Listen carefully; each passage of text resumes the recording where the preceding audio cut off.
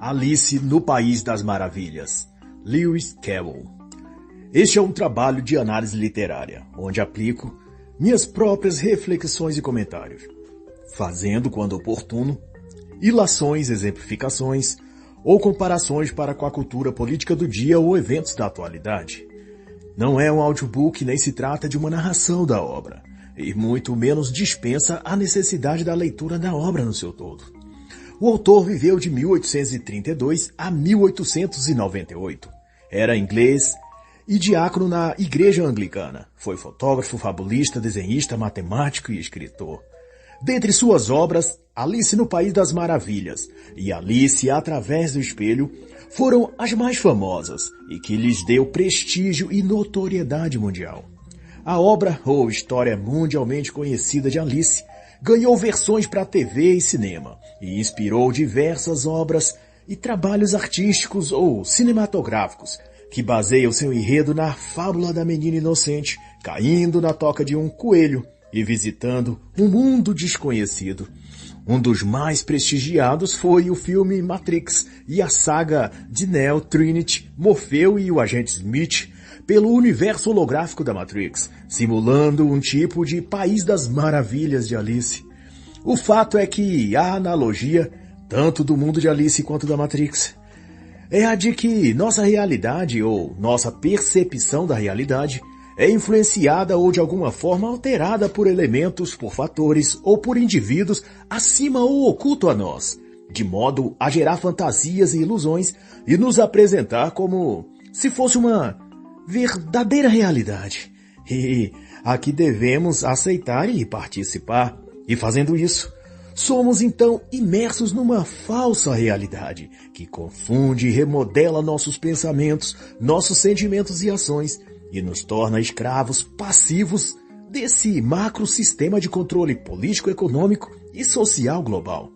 E se você ainda não compreendeu, basta associar isso com todo o empreendimento mundial liderado pelo Fórum Econômico, pela ONU, por Bill Gates, Zuckerberg, ou pelos anseios dos marxistas aplicando ditaduras nos países em que governam.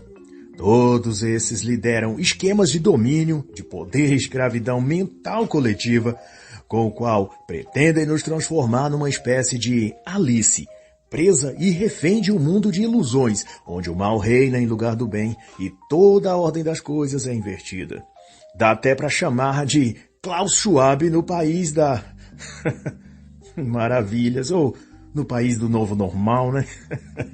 Ou de Zuckerberg no metaverso das maravilhas.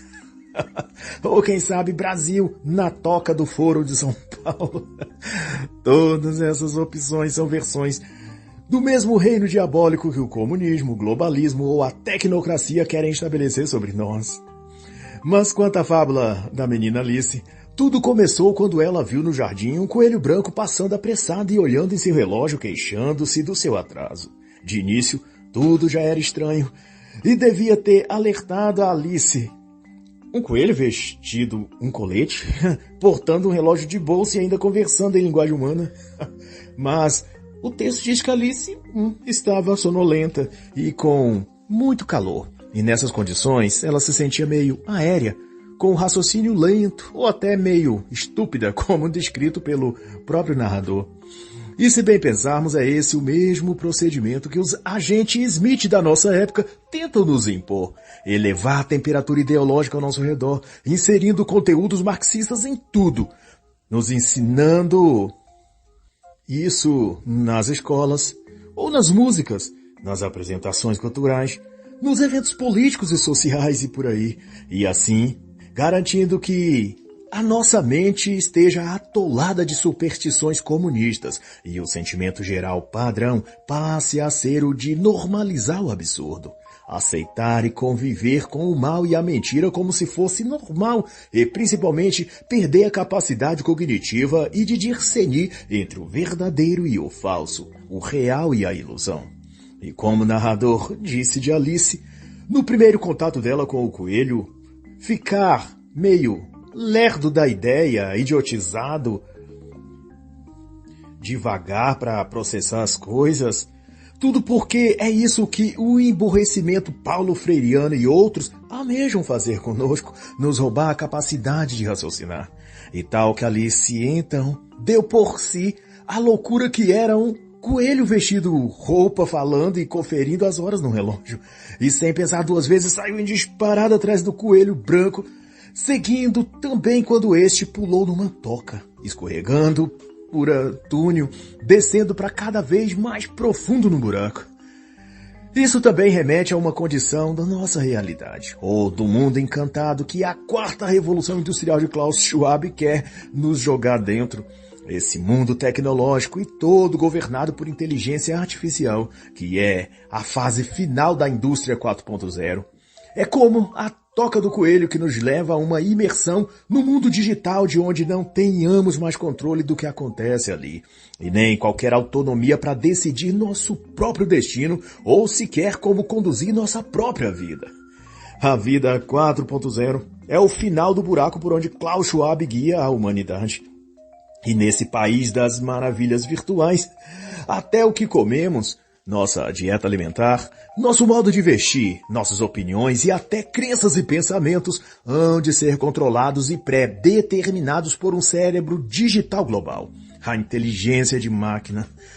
E para termos acesso ao kit básico de sobrevivência, ao salário digital universal, às consultas médicas e à moradia, em algum centro coletivo habitacional, teremos de, a cada mês, sermos aprovados no score de créditos sociais controlados pela inteligência artificial orwelliana. O que me faz lembrar a obra do autor Mark Dice, Big Brother, o pesadelo orwelliano tornando-se real. Nessa obra ele conta como em 2010, num seminário de inovações tecnológicas, o então diretor executivo no estúdio de realidade virtual da Disney Entretenimento e fundador da Shell Games, empresa de criação de jogos, Jess Shell, disse em tom comemorativo que, em breve, até uma lata de refrigerante terá algum tipo de dispositivo ou sensor que a faça estar conectada a uma rede Wi-Fi e internet.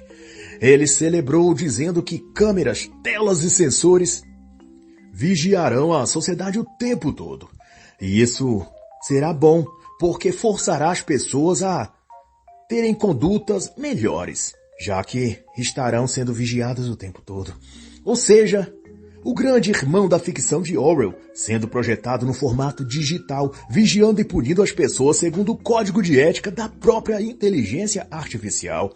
E como sabemos que ela está sendo projetada para ter um viés progressista, ao fim, os grandes vilões a serem marcados e perseguidos serão aqueles que desde sempre são os inimigos naturais do totalitarismo comunista: o cristianismo, o livre mercado ou capitalismo, a liberdade de expressão e a configuração familiar natural, pai, mãe e filhos, que em outras palavras pode-se dizer os cristãos, o homem e a mulher héteros, os posicionados na direita na política ou conservadores e por aí vai.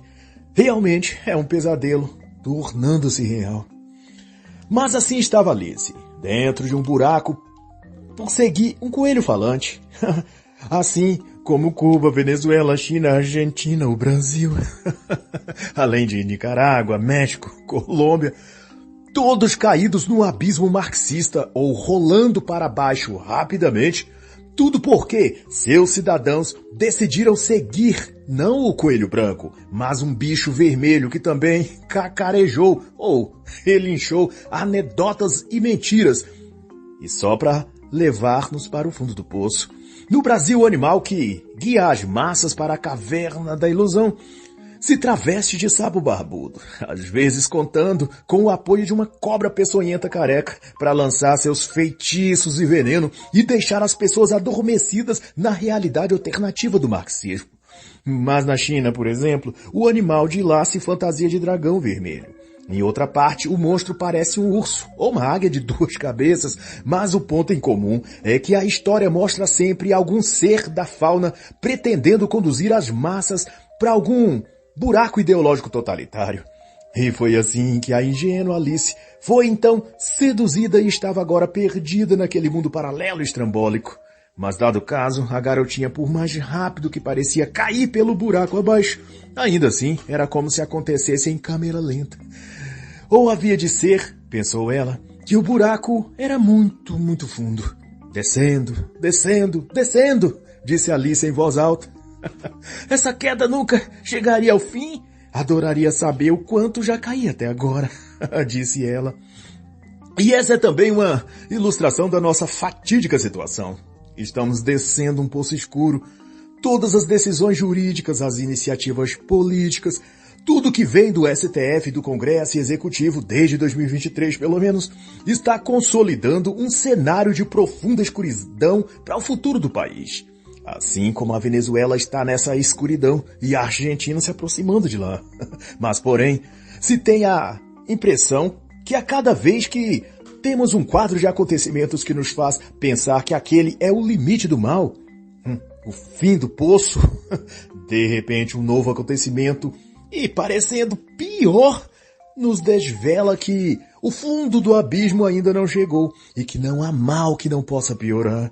Vede que durante os eventos da moléstia chinesa em 2019, 2020 e 2021, seres mitológicos como o Calça Apertada de São Paulo e o seu aprendiz Bruno Covas, cujo sobrenome já dizia para onde ele queria conduzir os paulistas, fizeram de tudo para afundar quem eles podiam. Trancou o comércio, soldou as portas dos estabelecimentos, prendeu todo mundo em casa, ameaçou, escarneceu e deu ordens para a Gestapo militar bater e humilhar cidadão de bem, enquanto fazia esquemas e pilantragens para se tornar o rei do Brasil ou a rainha, conforme o gosto particular que ele parece ter. Mas daí a engenharia social da ONU chegou ao seu último episódio da então temporada 1. E o senhor Calça Apertada perdeu então espaço na política. A China recolheu os impostos globais que queria. O outro inegúmeno aliado do então governador da maldade faleceu e um novo fôlego foi permitido ao mundo. Mas então o STF Flix resolveu mostrar que o poço tem camadas mais profundas e iniciou a gravação de um seriado de terror aqui no Brasil, estrelando o monstro Moraes como protagonista e interpretando o papel do diabo. E daí se seguiu vários capítulos de perseguição, de censura, de prisão, de quem ele queria a revelia da lei e da Constituição. Mas, para que não fique só em minhas palavras, eu cito o que diz na obra O STF e a Subversão da Justiça, organizado pela promotora de justiça e mestre em direito, a senhora Cláudia Piovesan. No capítulo 2, A Balada dos 11 Ressentidos, assinado pelo promotor de justiça e também mestre em direito, Sandres Espanhols, é exposto que os excessos que sobejam as decisões inconstitucionais da Suprema Corte Brasileira têm sua razão de ser na permuta da decisão e apuração jurídica dos casos, por uma atuação política, cujo objetivo maior é dela, a alta cúpula jurídica, determinar como se fossem deuses, não o que é ou não é constitucional, mas o que é ou não a verdade, e aquilo que todos devem fazer, crer e pensar. Esse é o nível máximo de ativismo judicial, é quando o magistrado traslada sua função de juiz para incorporar o papel em função de divindade religiosa, alterando, corrigindo ou mesmo determinando aquilo que deve ou não fazer parte da realidade, tomando por fato apenas aquilo que o Supremo Deus Ministro do STF disse e permitiu que assim deve ser, esteja ou não no Código de Leis do país. Afinal, o objetivo é agradar a agenda política do globalismo e da nova ordem. E para quem queira aprofundar-se nos desmandos e descalabros da Suprema Corte Brasileira, eu indico também os livros Inquérito do Fim do Mundo, O Apagar das Luzes do Direito Brasileiro, também organizado pela senhora Cláudia Piovesan, Supremos Erros, Decisões Inconstitucionais do STF, de Antônio Jorge Pereira, e outros, e Erros Judiciários, de René Floriot. Para baixo. Para baixo! Para baixo! Ah, não havia mais nada a se fazer. Foi o que disse Alice, enquanto ainda continuava caindo no ar. E me diz então, você, leitor, o que você acha que está acontecendo nesse momento da nossa história no Brasil e no Ocidente como um todo? O que você acha que são as mudanças ocorrendo nos Estados Unidos desde a saída de Trump? O que tem acontecido nos países da União Europeia? Toda a adesão dos países ocidentais à agenda woke, a misandria sistêmica, o marxismo governamental. Isso não significa uma coisa? Que estamos caindo. Como Alice.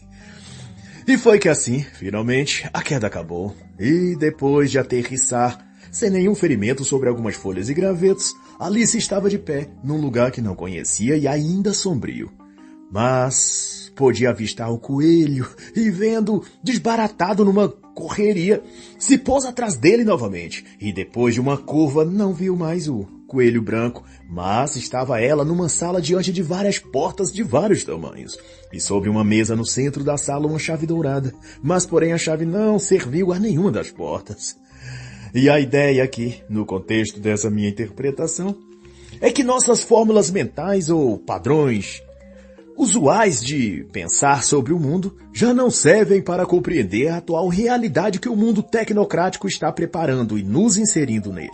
Normalmente, nossas chaves mentais são aquelas que definem o mundo entre bonzinhos e malvados, heróis e vilões, direita certinha e esquerda amaldiçoada.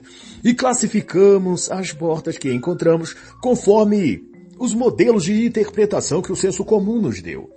Que aqueles políticos que se auto-intitulam de direita ou conservadores são virtuosos e amam o povo e defendem a liberdade. Que um bispo, padre ou pastor evangélico é pessoa de caráter espiritualizada, apenas por utilizar um rótulo de cristão. E daí, concebemos que podemos apoiá-los, votar neles, se candidatarem, encher suas lives no YouTube de contribuição via Pix, Apoia-se, Superchat, Live Pix e por aí. Mas esquecemos a lição de Alice, de que apesar da sala estar iluminada com lâmpadas no teto clareando o lugar, as portas que tinham ali continuavam fechadas. Ou seja, aquelas luzes que haviam ali não ajudavam a achar o caminho. Podiam ser enfeites, decoração, um objeto de distração, mas não prestou nenhuma ajuda para a menina Alice. E assim nossas luzes da direita ou conservadoras, ou até de dentro do seio cristão, nem sempre são o que parece. Nem sempre servem ao que imaginamos. Se não estivermos atentos a isso, nunca iremos entender que alguém com título de bispo, de cardeal, ou até mesmo de papa, talvez não represente de fato a Igreja Santa e Verdadeira de Cristo.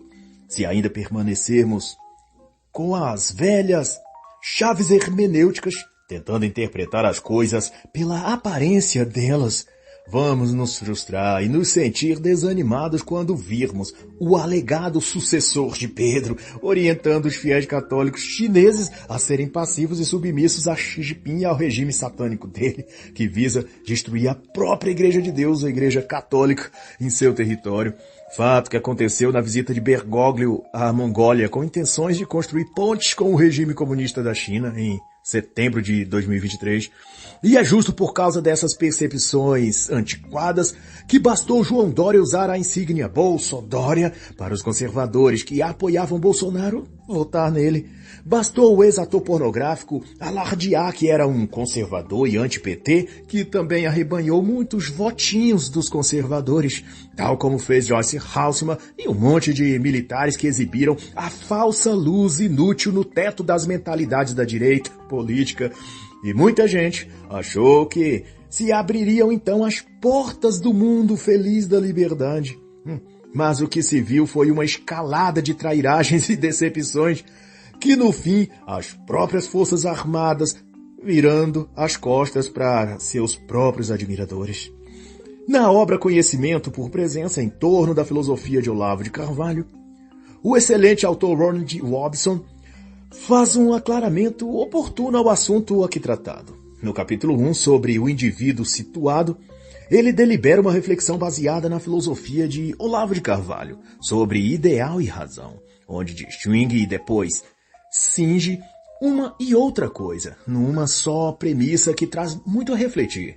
Mas no recorte a falar sobre razão, ele diz que a razão se amplia na mentalidade humana a partir de 2 pontos. A quantidade de dados ou informações, grosso modo, que a memória é capaz de abranger e então transformar isso em conceitos, e a qualidade das relações que esses dados e informações vão receber ou desenvolver. E ele expande esse raciocínio ao explicar que esse processo também é feito pela capacidade que a mente desenvolve de integrar e, inclusive, os dados ou informações a princípio díspares, distintos ou contraditórios entre si.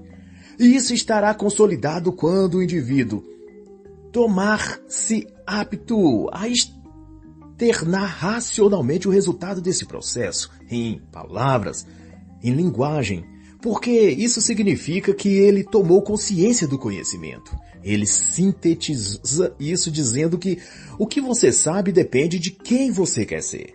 O modelo do que você pode ser depende do que você sabe.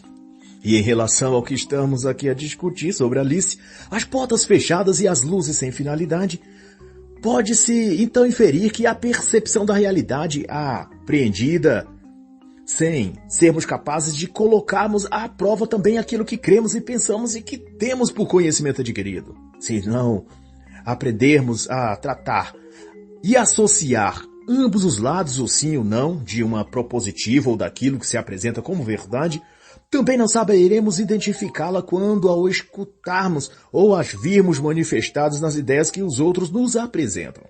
E daí julgaremos tudo pela aparência apenas, porque não teremos sequer coragem de enfrentar uma ideia que esteja fora da caixinha mental das verdades intocáveis que temos dentro de nós.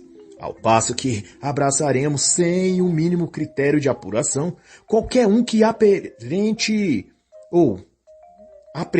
nas falas, nas liturgias ou nas locuções verbais aquilo que já estabelecemos como verdade.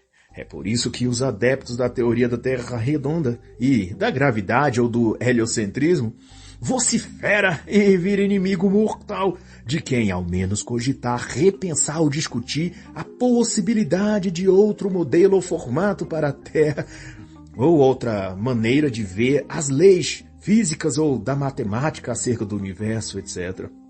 O que ocorre igualmente entre os católicos pró-concílio Vaticano II e os católicos sede-vaticantistas. Um torna o outro seu inimigo mortal, para não aceitar sequer a possibilidade de as reformas litúrgicas estabelecidas no último concílio, talvez, só talvez, terem descaracterizado a tradição milenar da Igreja. Rancores são colocados à mesa quando, na verdade, a reflexão e o debate é o que poderia esclarecer os fatos e trazer luz aos conhecimentos. Mas acontece que a Alice dentro de nós só tem a mesma chave para abrir todas as portas. E isso é um erro, pois somente quando Alice se convenceu de que daquele jeito não ia dar certo, foi que aquela chave mostrou-se não ser para nenhuma daquelas portas. E daí ela notou, por trás de uma cortina, uma outra e pequena porta. E ao testar nela a chave dourada, viu que servia. Mas tinha um problema. Alice era grande demais para passar pela porta. O que foi resolvido quando ela também avistou uma garrafa com líquido sobre a mesa e ao tomá-la, encolheu o suficiente para entrar tranquilamente para o outro lado, para onde dava aquela portinhola. E numa comparação, isso também serve aos fins dessa nossa reflexão. Aquela passagem era pequena para o tamanho original de Alice, o que pode ser relacionado ao apelo que esse novo mundo oferecido pelos globalistas e tecnocratas de um futuro esplêndido onde máquinas fazem o trabalho para os seres humanos e estes refestelam-se em jogos e diversões online no metaverso e todos assim vivem felizes para sempre, blá blá blá. Porém, o mundo novo de Schwab e sua turma até terá robôs imitando gente, mas o seu grande legado é as pessoas vivendo como robôs.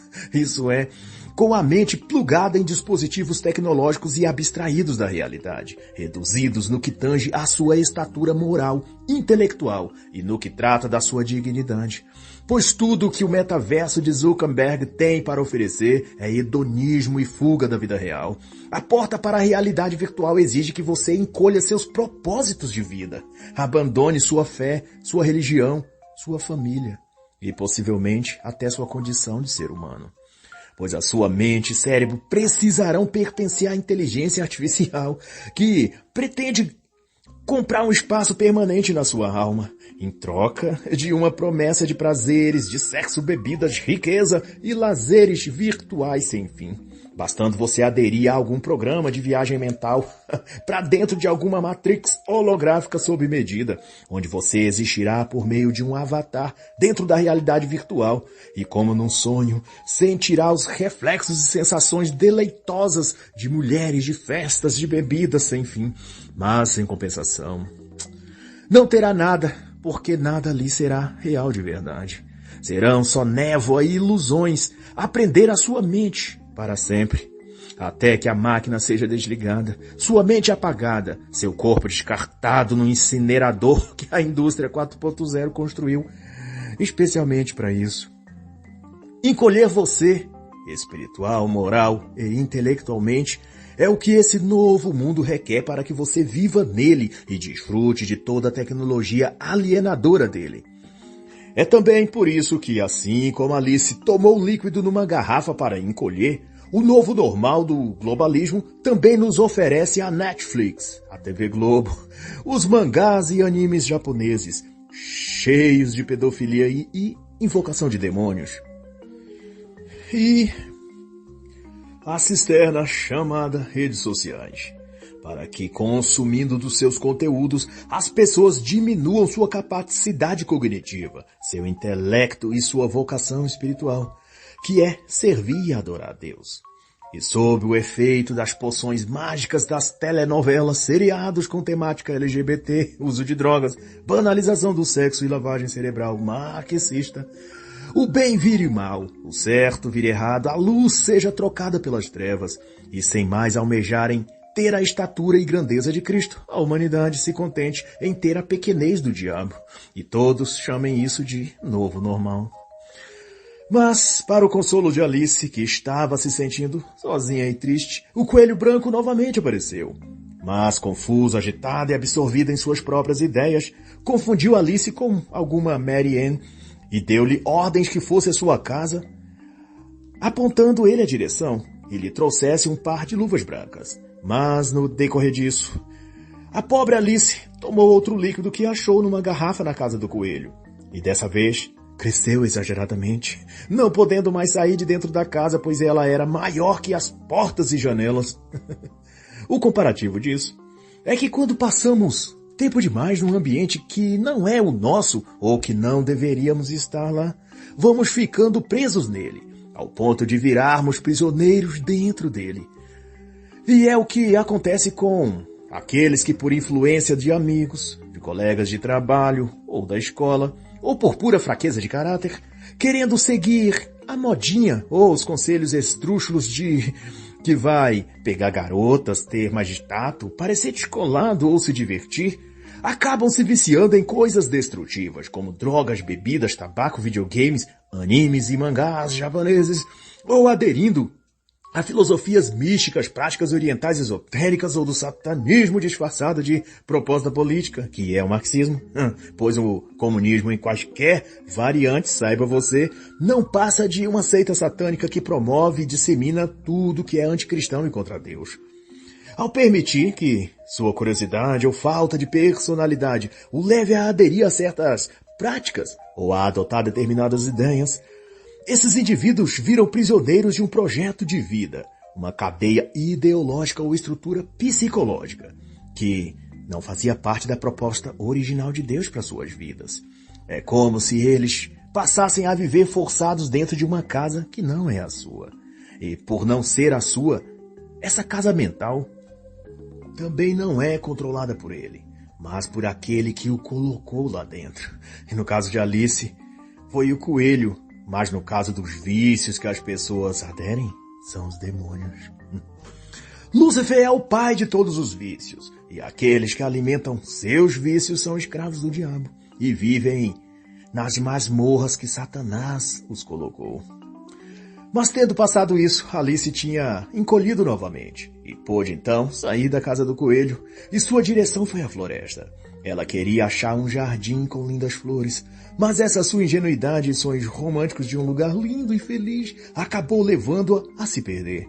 Assim como também se perde na vida aquele que ainda passa por ela pela vida buscando achar o paraíso terrestre. Um lugar, uma pessoa ou uma situação onde tudo será felicidade e desfrute.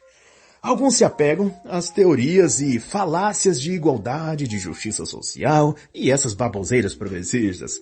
Outros se entregam ao hedonismo e à vida promíscua, forçando-se a crer que viver a vida loucamente, nisso está a plena satisfação e bem-estar.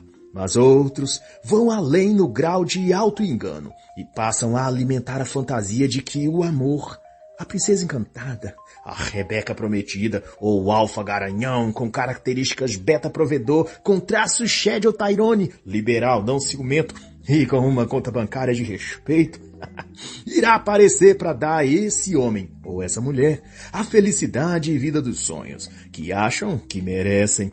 Mas como não há unicórnio na floresta, nem potes de ouro no fim do arco-íris, todos os que deixam apanhar por esse encantamento ficam cegados por ele. E seus olhos deixam de enxergar a realidade. E o efeito nos homens é o de fazê-los querer resgatar a era medieval, olhando para as mulheres como se visse nelas a encarnação de Nossa Senhora Mãe de Jesus e tentando ser o cavaleiro branco pronto a salvá-las da torre de dívidas no cartão de crédito ou do dragão da vida promíscua, crendo com seu escudo de carência juvenil e sua espada flamejante de desculpas enferrujadas que a pobre donzela só não teve sorte de achar o homem certo. E que agora ao seu lado, aí sim ela será muito, muito feliz. E viverão num lindo castelo com seus filhos e netos, todos íntegros, todos dedicados, saudáveis e felizes. E na mulher, o efeito é o de fazê-las acreditar que podem devotar-se a uma vida de baladas, festas, passear pelo carrossel, engravidar de quantos Enzos e Valentinas desejar, e quando bater na casa dos 30, um rico, bonito e cheio de autoestima, cavaleiro branco irá assumi-la, dar-lhe casa, comida e roupa lavada, levar seus filhos no McDonald's aos domingos e dizer que está perdidamente apaixonado por ela.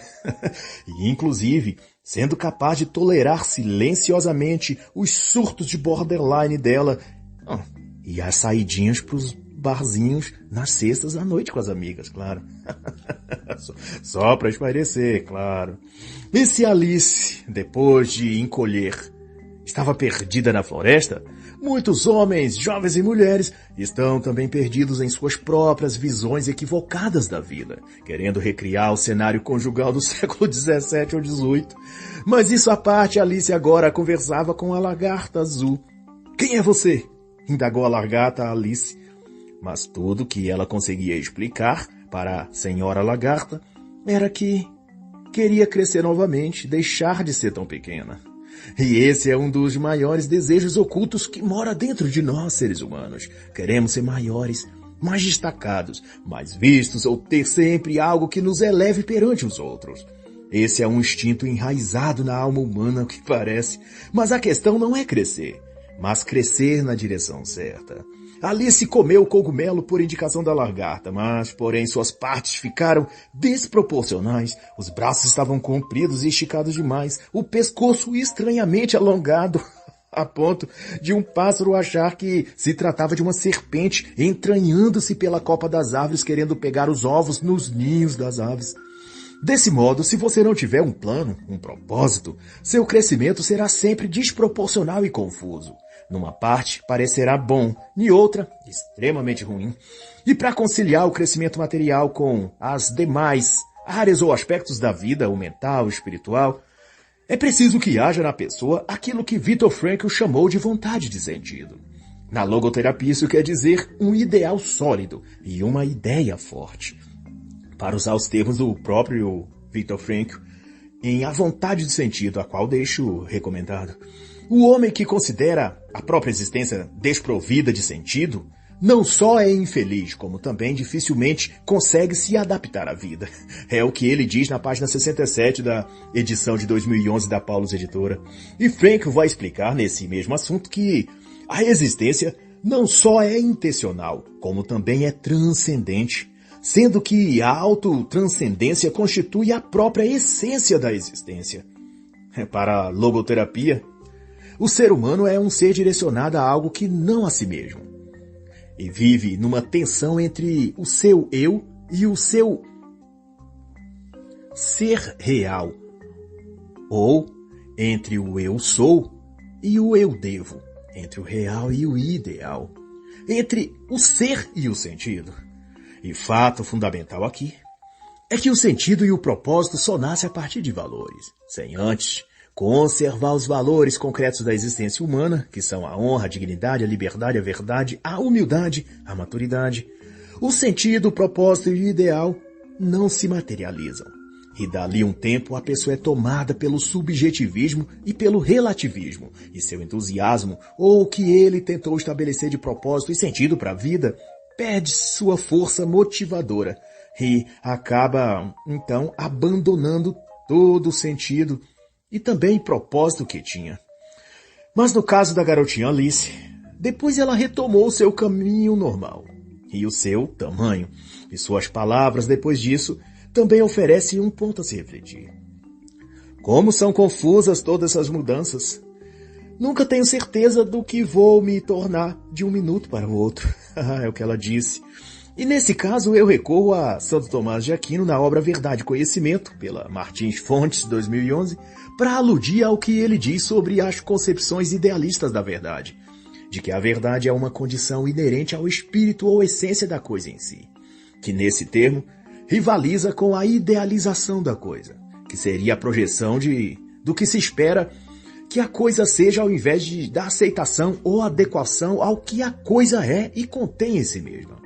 E se isso não for adotado como método e princípio moral assumido, passa-se a negar a verdade e a realidade e a se aderir a enxertos mentais fabricados por sua própria mente para não enxergar aquilo que a pessoa não quer confrontar ou que pode também ser produzido por agentes externos, narrativas, ideologias, teses políticas, religiosas, mas cujos efeitos serão os mesmos. Alienação, emburrecimento e um congelamento emocional e cognitivo, gerando um nível de maturidade sempre inferior ao que a pessoa deveria possuir. Dessa vez vou fazer melhor que antes. Essa frase de Alice, assim que retomou sua estatura adequada, aponta a postura e posicionamento que se deve ter na vida. O de estar focado no seu desenvolvimento, de sempre aprender com cada etapa por qual a existência o leve a passar. E por mais óbvio que isso pareça, não é assim que muita gente está a viver. Passam repetidas vezes pelas mesmas ruas e estradas, tropeçando nas mesmas pedras e entrando nos mesmos becos sem saídas. Caem 1000 vezes nas mesmas armadilhas femininas, por exemplo, de servir de escada ou de caixa eletrônico para elas, e depois ser descartado e ter de recomeçar do zero. Ou as mulheres, que repetem o ciclo de valorizar quem não presta e desprezar quem tem valor, até que os 30 e poucos anos de idade lhes cobre a maturidade que elas não desenvolveram. E então se veja numa espiral de eventos idênticos, desde a sua adolescência, quando se trata de relacionamentos, até que ela sinta-se velha e fracassada e então se diga conservadora, vá correndo para uma igreja evangélica e tente assumir um varão de Deus estabilizado e trabalhador, até que 2 ou 3 anos depois esteja a fazer com esse varão de Deus trabalhador o mesmo que sempre fez a qualquer outro, desprezá-lo para viver novas velhas aventuras hipergâmicas, esquecendo-se que ela já passou por essa porta outras vezes e nunca a levou a bons lugares.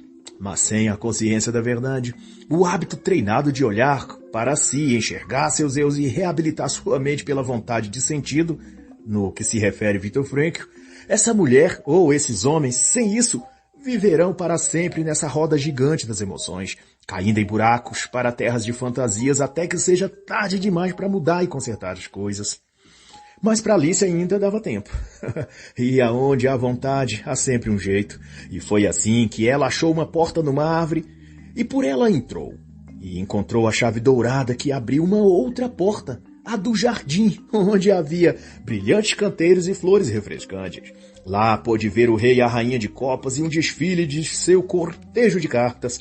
O valete de copas era quem trazia a coroa para o rei. Também ali encontrou os irmãos 7, 5 e 2, que agitavam-se apressados e estabanados para pintar de vermelho as rosas brancas do jardim, pois segundo eles a rainha só gostava de flores vermelhas, e eles tinham plantado brancas. Logo estavam a pintá-las para que a rainha não os punisse, mas a rainha de copas era histérica. E algumas controvérsias depois, ela tinha sentenciado todos à morte. Arranque a cabeça! Arranque a cabeça! É o que ela dizia e bradava a tudo e a todos. Não importasse quem fosse culpado de quê. Ela só tinha um argumento, que se baseava em mandar decapitar quem contrariasse algo que ela tivesse dito. O que lembra em número, gênero e grau a típica mentalidade infantil e birrenta dos ativistas de esquerda, que para tudo e para todos gritam fascistas, extremistas, machistas, bolsonaristas, mas que não tem lastro algum. Na vida real, é apenas uma pirraça de criança mimada que nunca levou umas palmadas no bumbum e cresceu achando que o mundo inteiro deveria se curvar aos caprichos dela. Assim é a esquerda. Assim é o comunismo. Assim é o feminismo. Assim é o senhor Klaus Schwab, Luiz Inácio Bill Gates ou seu Alexandre de Moraes, todos fazendo beicinho e rolando no chão batendo as perninhas, porque queriam todas as guloseimas da loja, e mamãe lhes disse que não seria bom para eles comer tantos doces assim. São garotos mimados que querem degolar o mundo, porque alguém não lhes deu todos os docinhos que eles queriam. No fundo, todos esses mentecaptos do Fórum Econômico da ONU, das Big Techs ou do Projeto Comunista, são como adolescentes tardios, que se forem contrariados quebram todos os brinquedos para ninguém poder mais brincar, até aqueles que não têm nada a ver com a história. O que eles querem é chamar a atenção, serem vistos e tratados como os reizinhos de seus castelos de bosta. Eles são versões da rainha de copas, reinando um exército de baralhos num país das maravilhas, onde tudo é distorcido e confuso, como a própria mente deles. E depois disso, quando a rainha se indignou também com Alice e ia prendê-la, Alice acordou e viu que ela estava só dentro de um sonho, ou de um pesadelo, assim como nós. E assim está escrito: não ameis o mundo, nem o que nele há. Aquele que ama o mundo, o amor do Pai não está nele. 1 João 2:15. E assim encerra a análise da obra Alice no País das Maravilhas, de Lewis Carroll.